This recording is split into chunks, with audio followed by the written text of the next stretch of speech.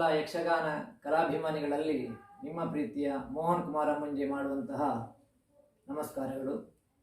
ನಿನ್ನೆ ಮೂಡಬಿದ್ರೆ ಅಲಂಗಾರಿನಲ್ಲಿ ನಡೆದಂತಹ ಕರ್ಣಪರ್ವ ಯಕ್ಷಗಾನದಲ್ಲಿ ಸುಮಾರು 5 ತಿಂಗಳುಗಳ ನಂತರ ನಾನು ಪಾತ್ರ ನಿರ್ವಹಿಸಿದ್ದೆ.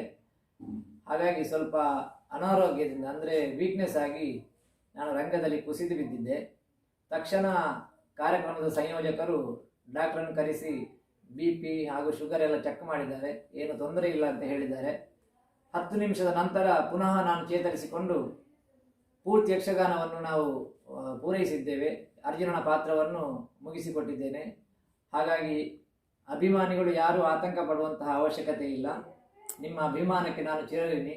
ನನಗೆ ಫೋನ್ ಮಾಡಿ ಶುಭ ಹಾರೈಕೆಯನ್ನು ಹಾಗೂ ನನ್ನ ಆರೋಗ್ಯದ ಬಗ್ಗೆ ವಿಚಾರಿಸಿದಂತಹ ಎಲ್ಲ ಕಲಾಭಿಮಾನಿಗಳಿಗೆ ನನ್ನ ಅನಂತ ಧನ್ಯವಾದಗಳು.